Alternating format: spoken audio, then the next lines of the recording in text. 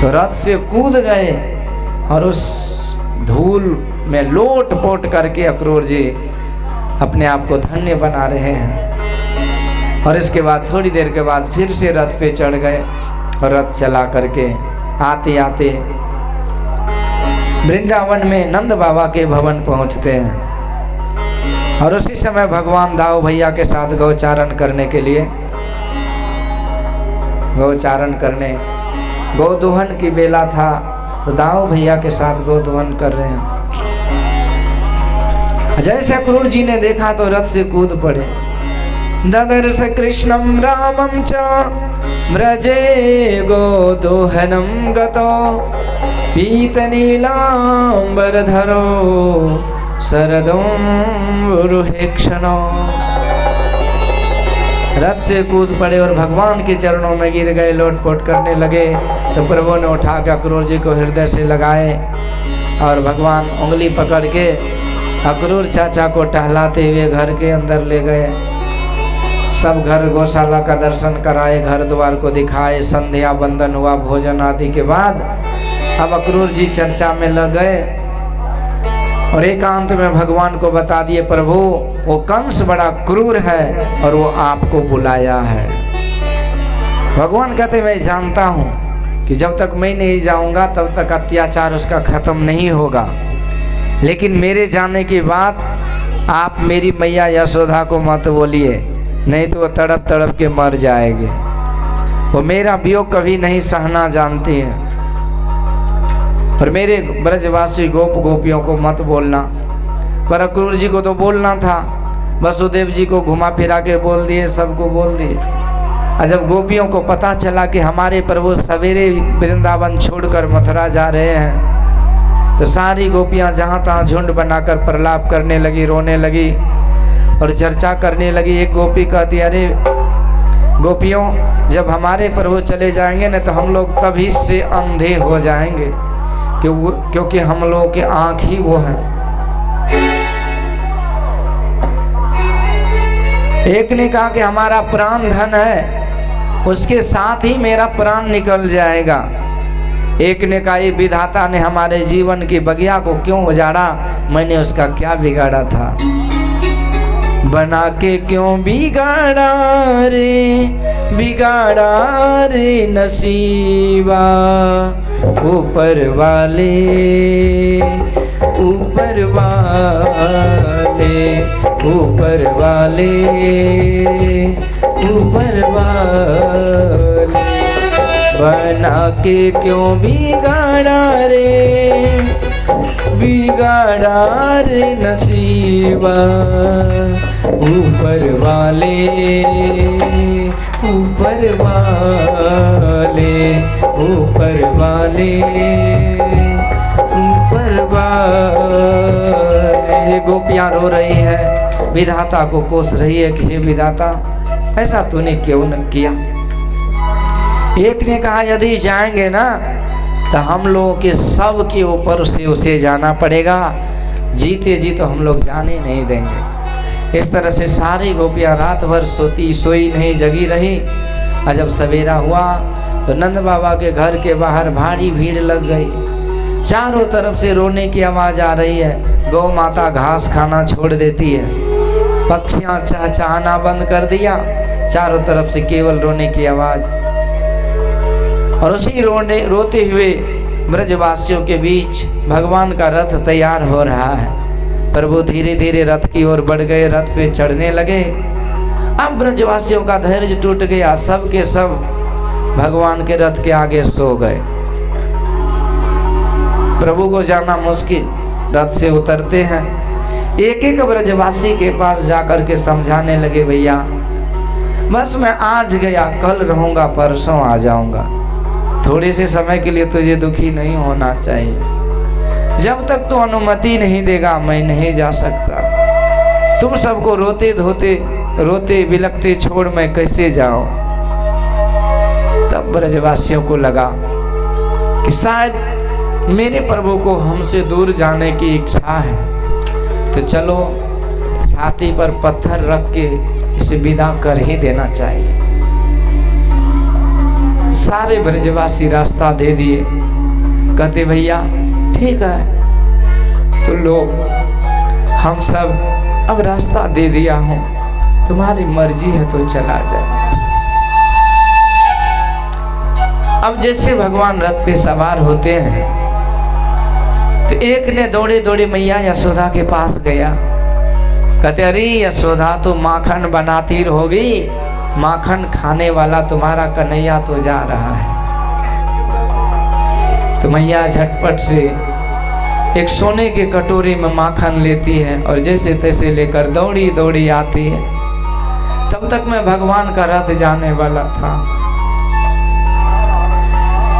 तो मैया झट से रथ पे चढ़ के कहती है बेटा एक बार इस दुखियारने के हाथ से माखन खा ले। न जाने मेरी अंतरात्मा कह रही है कि शायद मैं इस जन्म में तुझे माखन नहीं खिला पाऊंगी। पर बेटा एक बात बतला कि इस दुखियारनी माँ को छोड़कर तू क्यों जा रहा है? किस जन्म का बदला ले रहा है? बदला किसी जन्म का आकर के तुमने लिया है। मझधार में अटकी नैया दिल में ना तरस किया। बदला किसी जन्म का आकर के तुमने लिया। मझधार में अटकी नैया दिल में न तरस किया है। कस खा के गिर पड़े यशोदा भर के तुम कहाँ चले हो काना। हमको अनाथ करके तुम कहाँ चले हो काना। हमको अनाथ करके तुम कहाँ चले हो काना। हमको अनाथ करके बदला किसी जन्म का आकर के तुमने लिया है। मझधार में अटकी नैया दिल में ना तरस किया। घस खा के गिर पड़े यशोदा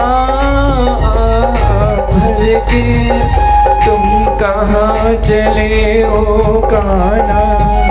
हमको अनाथ करके तुम कहाँ चले हो काना। हमको अनाथ करके। मैया यशोदा की आंखें भर आई, आंख से आंसू डबडबा के गिरने लगा। भगवान भी दुखी हो गए। पर मैया उसी समय प्रभु को देखते देखते मूर्छित हो जाते हैं। किसी ने मैया को किनारे किया। रकुल जी को जैसे इशारा मिला तब रथ को वायु की वेग से आगे बढ़ा दिया। पर जब तक रथ जाता रहा ये सारे ब्रजवासी मैया गोप गोपियां सब देखते रहे। केवल धूल उड़ रहा है तब तक देखते रहे। पर जब कुछ नहीं दिखता है तो ब्रजवासियों का देखना बंद हो गया। मानो ये अंधे ही हो गए। अब केवल शरीर मूर्ति की तरह, काठ की मूर्ति की तरह हो गया। और प्रभु का रथ तो वृंदावन को पार, यमुना जी के पार चला गया था। अब ये ब्रजवासी का जीने का सहारा बस एक प्रभु का नाम बच गया। अब ये दिन रात उसी प्रभु का नाम ले के सहारे जीने का प्रयास कर रहा है। कन्हैया कन्हैया पुकारा करेंगे। कन्हैया कन्हैया पुकारा करेंगे। तेरा नाम लेकर गुजारा करेंगे। कन्हैया कन्हैया पुकारा करेंगे। कन्हैया कन्हैया पुकारा करेंगे।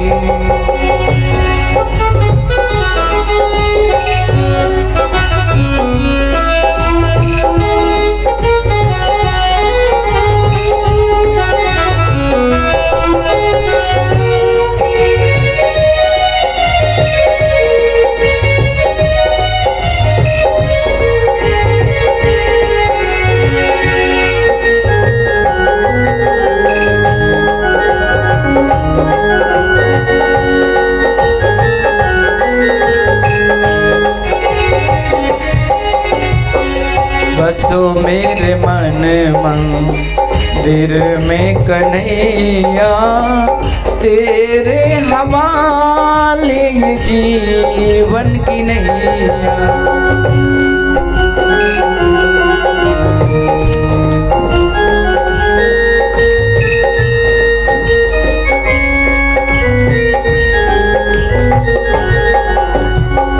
बसो मेरे मन मंदिर में कन्हैया, तेरे हवाले ये जीवन की नैया।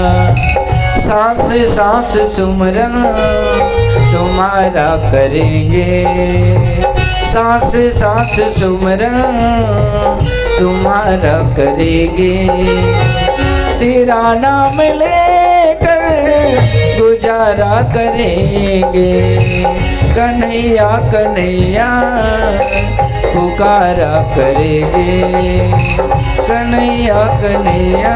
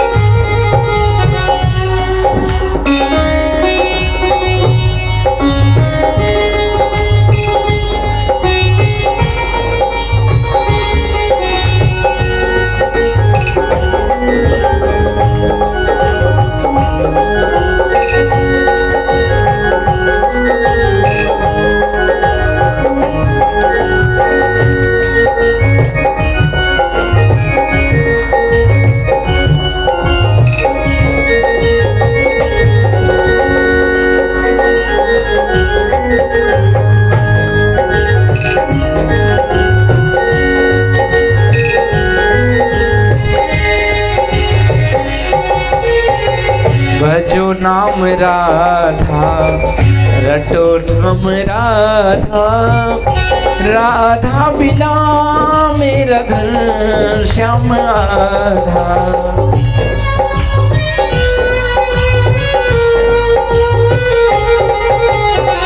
भजो नाम राधा, रटो नाम राधा। राधा बिना मेरा घर श्याम आधा। यादों में तुमको निहारा करेंगे। यादों में तुमको निहारा करेंगे। तेरा नाम लेकर गुजारा करेंगे। कन्हैया कन्हैया पुकारा करेंगे। कन्हैया कन्हैया पुकारा करेंगे। तेरा नाम लेकर गुजारा करेंगे। कन्हैया कन्हैया पुकारा करेंगे। कन्हैया कन्हैया पुकारा करेंगे। हरे रामा राम रामा। सब कोई ताली सेवा कीजिए। जय हो।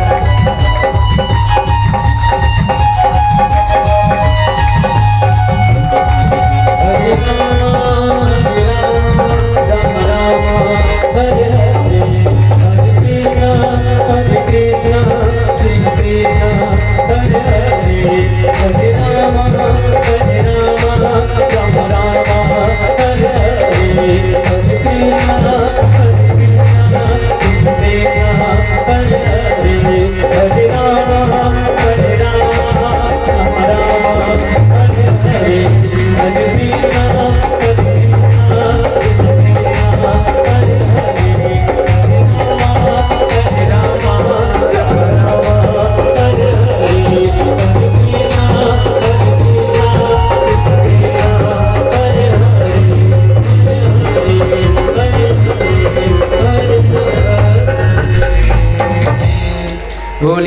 कृष्णचंद्र भगवान की।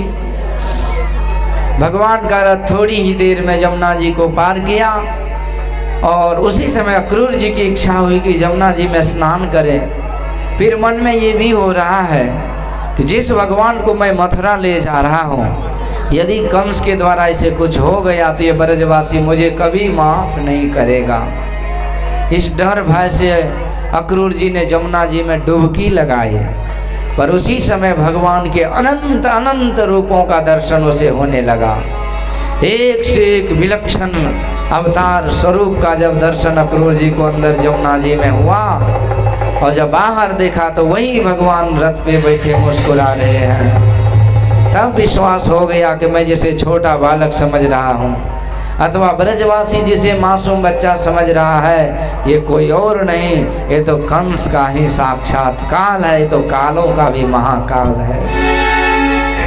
डर भय खत्म हो गया और अक्रूर जी ने भगवान की स्तुति करी और इस तरह से बड़े सुंदर तरीके से यहाँ अक्रूर जी भगवान के न तोस्म्य हम त्वाखिल हेतु हेतुम नारायणं पुरुषमद्यमव्ययम् यन्नाभिजातम् अरविंद कोशा ब्रह्मा विरासी यतये श्लोक। बड़े सुंदर स्तुति की अक्रूर जी महाराज। और फिर रथ मथुरा के सीमा में प्रवेश। इधर नंद बाबा सब पहले से ये तंबू लगा के बैठे थे।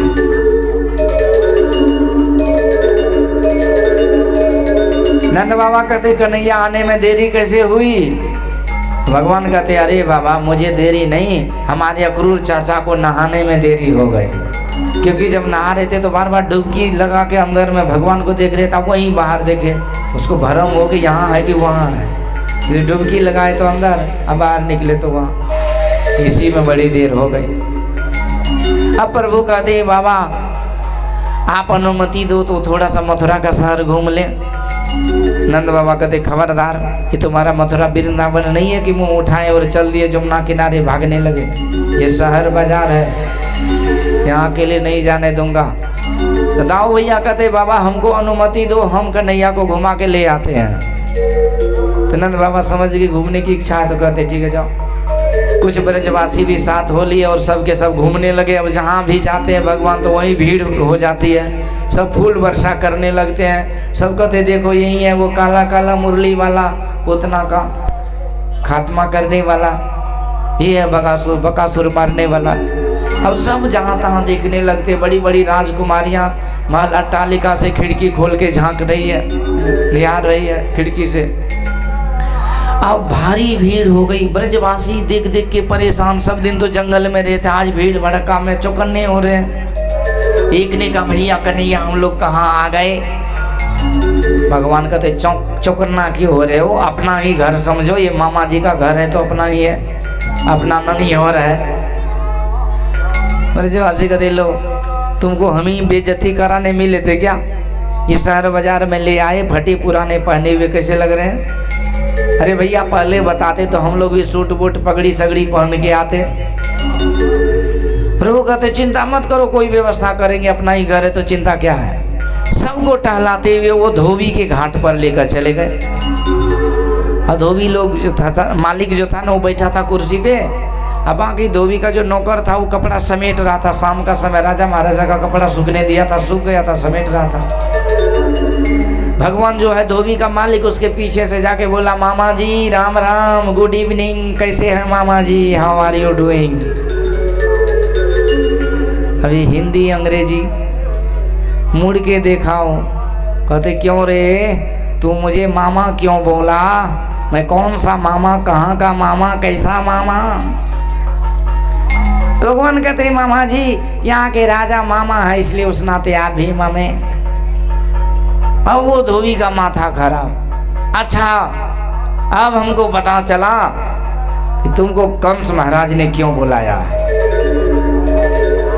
भगवान कहते जब पता चली गया महाराज तो कुछ कपड़े सपड़े दे दो, मेरे ब्रजवासी पहन लेंगे तो चकाचक एकदम स्मार्ट हैंडसम लगेंगे।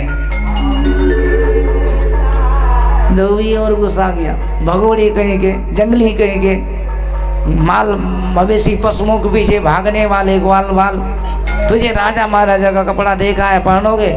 औकात है, क्षमता है? ओ गाली भी गाली दिए जा रहा। अब भगवान समझ गए ये वही धोबी है, रामा अवतार में इन्होंने झूठे का निंदा किया था, जिस कारण जानकी मैया को त्याग करना, जानकी जी को त्याग करना पड़ा। वो भी गर्भावस्था में बहुत दुख हुआ। अरे भीड़ बड़बड़ा रहा है, पर भगवान मनी मन कहते बेटा वो रामा अवतार था, वहाँ लेन देन उधारी खाता चलता था, लेकिन यहाँ नगद होता है, लेना देना नगद, यानी नहले पे दहला, दहला पे टिक्का, टिक्का पे गुलमा। जैसे वो धोबी ने बड़बड़ाया ना, तो भगवान ने हाथ का चाटा बना के वो जोर से मारा चाटा, धोबी 4 फुट नीचे धस गया। बोले कृष्ण कन्हैया लाल की। छाट लो ब्रजवासियों अपने अपने पसंद के कपड़े। ब्रजवासी से उछल कूद करके कपड़ा के ढेरी पर एकदम ले लेके भाग रहा है, जैसे तैसे पहन रहा है। एक ब्रजवासी एक छलांग लगा के एगो पजम्मा पकड़ा और उसको मुड़ी में फंसा लिया। एक कहते भैया कैसे लग रहे हैं, एक दूसरे को देखे हंसे, कहते ठीक लग रहा है, चलो। सब पहन के जो जाने लगे, राजा महाराजा का बड़ा बड़ा कपड़ा, आई ब्रजवासी छोटे छोटे 1.5 फुट के 3 फुट के, और कपड़ा पहन के जो जा रहे थे ना, बड़ा बड़ा कपड़ा, तो पूरा रोड में झाड़ू बहाड़ू लग रहा है। जैसे आजकल फैशन है ना, बड़े बड़े विवाह शादी में देखिएगा, 5 फुट का है तो 7 फुट का कपड़ा पहनेंगे, अब पूरा इतना बड़ा घघरा एकदम, पूरा रोड फिरिए में बहारते जाते हैं। अब लोग थूक खखार नेटा पोटा क्या फेंका सब उसमें लग रहा है। अब आगे देखते जाएंगे से पंखा घुमाते, मोबाइल पर से बात करते। अरे वो अपने घर में साफ सुथरा झाड़ू पोछा लगाते तो वहाँ पहन के घूमिए ना, बाहर बाहर घूमने का। ये ब्रजवासियों का फैशन देख करके एक धोबी को, एक दर्जी को बड़ी हंसी आई। मनी मन खूब हंसा, कहते महाराज आपका अनुमति हो तो आपका फिटिंग बना दूं, थोड़ा सा देखने में कैसे लग रहे हैं। भगवान कहते भैया जल्दी कर, बेइज्जती हो रही है। सारे ब्रजवासियों का कटिंग फिटिंग कर दे। अब भगवान कहते कि भैया दर्जी बोल क्या इनाम दिया जाए। तो दर्जी तो देख ही लिया था कि वो धोबी को क्या इनाम मिला, 4 फुट नीचे। बोला सरकार हमको इनाम मत दो, आशीर्वाद दो बस। कहा जाओ फलो फूलो। आजकल देखिए 500 का कपड़ा है तो 900 रुपया सिलाई है। ये भगवान का आशीर्वाद है। एक कुब्जा नामक दासी थी जो कंस को तिलक लगाने का काम करती थी। आज जब भगवान ने कहा कि सुंदरी जी कहाँ जा रही हो, कुब्जा को ये सुनने में बड़ा अच्छा लगा, क्योंकि देखिए कोई मखौल करे, कटाक्ष करे और प्यार से बोले तो दोनों शब्द में अंतर होता है। आज जब भगवान को देखा तो कुब्जा 3 जगह से टेढ़ी थी, कोई पूछने वाला नहीं था उसे। जब भगवान ने पूछा तो आज प्रेम आंसू बहाने लगी कि शायद आज दुनिया में किसी ने पहचाना, और वो भी श्याम सुंदर ने मुझे पहचाना। चरणों में गिर गई और सोचते कि कंस वाले मुझे फांसी पर चढ़ा दे, लेकिन मैं भगवान की सेवा करूंगी और ये तिलक भगवान को ही लगाऊंगी। तो सारे ब्रजवासियों सहित भगवान को तिलक लगाए, और उसी समय भगवान नगद सौदा देने वाले कुब्जा के हाथ को पकड़ के ऐसे खींच दी और तीनों जगह से वो सीधी हो गई और खुशी से नाचने लगे। बोलिए बंसी वाले की जय। ऐसे भगवान ने कुब्जा को भी आशीर्वाद दिए। एक सुदामा नामक माली जो माला पहनाने का काम करता था, सारे ब्रजवासियों को माला पहनाए। अब ब्रजवासी चकाचक लग रहे, माला तिलक हो गया, कपड़ा हो गया। घूमते घूमते भगवान वो यज्ञ में ले गए और वहाँ परशुराम भगवान का धनुष रखा था पूजा के लिए। तो भगवान कहते दाऊ भैया से, भैया ये धनुष को उठा लूं। तो वहाँ जो सिपाही लोग था ना, बोले दूध वाला दांत टूटा नहीं, चला धनुष उठाने। उठा पाएगा क्या? दाऊ भैया कहते कन्हैया चल उठा के दिखा दे वो पूतना वाला हाथ। ठीक है भैया। और प्रभु ने वो धनुष को उठा लिए, अजय से प्रत्यंचा कसने लगे, धनुष धड़ाम से टूट गया। सारे सैनिक घेर लिए, घेरो पकड़ो मारो। हमारे महाराज का धनुष तोड़ दिया, छोड़ो नहीं इसे मार दो। दाऊ भैया कहते कन्हैया मामला गड़बड़ है, चल एक टुकड़ी फेंक धनुष का। दोनों भैया ने धनुष की टुकड़ी ली, अच्छा घुमा घुमा के धुनाई करने लगा, सबके खाने पीने का बर्तन झाड़ दिया मुंह कान को। एक भाग दे टंगड़ी पर मारा, वो हिचकते हिचकते भागा कंस के पास। कहते सरकार मामला गड़बड़ है। कहते क्या हुआ? कहते सरकार वो काला काला मुरली वाला देवकी का लाल तुम्हारा काल वो धनुष तोड़ दिया। कंस समझ गया मेरी गारंटी और वारंटी दोनों खत्म, मेड इन चाइना का गारंटी वारंटी दोनों खत्म। क्योंकि परशुराम भगवान ने वो धनुष दिया था, बोला था कंस ये भगवान भोलेनाथ का अमोघ अस्त्र है, इसे सावधानी से रखना, कोई तोड़े नहीं। यदि गलती से किसी ने तोड़ दिया तो तुम्हें छोड़ेगा नहीं। आज वो धनुष टूट गई, कंस समझ गए मेरी गारंटी अब खत्म। रात भर कंस को नींद नहीं आई, ऐसे काला वस्तु से घिरना होने लगा, हर काले वस्तु से नफरत हो रहा है। पर सवेरा हुआ तो भगवान के शिविर में सब के सब आ गए उस यज्ञ को देखने के लिए। और बाद में भगवान भी जब उस अखाड़े में प्रवेश किए तो मुख्य द्वार ही जाम था। एक कुवलिया पीड़ नामक हाथी को महावत ने शराब पिला के खड़ा कर रखा था, वहां मदिरा पिला के। भगवान सोचते कि मामला गड़बड़ लग रहा है। अरे महावत हाथी हटाओ, कान ऐसे दे रहे। कहते क्या बोला? हाथी हटा। क्या बोला? हाथी हटा। क्या बोला? भगवान समझ गए ये नौटंकी है। प्रभु कहते एक महावत हाथी हटाते हो कि तुमको जमलोक का टिकट दे करके भेज दो?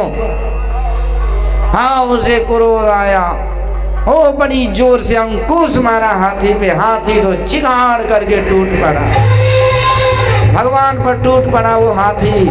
और भगवान बचते रहे और इसके बाद उसके दांत को पकड़ के घुमा के जब दे पटका तो ब्रजवासियों ने जय जयकार करे, बोले कृष्ण कन्हैया लाल। नाव भैया कहते कन्हैया मामला गड़बड़ है, हाथी का एक दांत फेंक। सारे सैनिक टूट पड़े तो दोनों भैया ने हाथी का दांत लेकर के जब धुनाई करने लगे तो सबका दांत मुंह टांग झाड़ करके भेज दिए। हो अंदर प्रवेश किए तो चानिर मुष्टिक दो पहलवान खड़े ताल ठोक रहे थे। रे कृष्ण बलराम दो चार हाथ करो, चमत्कार दिखाओ। भगवान कहते लाज शर्म है कि बेच करके वो कौन बाजार है बगल में मुरलीगंज, लाज शर्म है कि मुरलीगंज में बेच के खा गया लाज शर्म। तू पहाड़ जैसा है, हमें छोटा छोटा बच्चा हूँ, तुमसे कैसे लड़ूंगा भाई? अरे मैं 10-12 साल का हूँ तो 10-12 साल के बचवा को भेजो, एक एक करके उठा उठा के पटकूंगा, सबसे कुश्ती लड़ सकता हूँ। चाणूर मुष्टि कहते नहीं नहीं नहीं, तू छोटा है, बड़ा खोटा है, बड़ा मायावी है, बड़ा शक्तिशाली है, चल मेरे महाराज को चमत्कार दिखा। पहलवानी तो ब्रजवासी कहते कन्हैया घबराना मत, हम तुम्हारे साथ है, चल दिखा दे वो पूतना वाला हाथ। प्रभु कहते ठीक है ब्रजवासी। और इस तरह से भगवान ने बांध लिए फाड़ा और कूद गए अखाड़ा।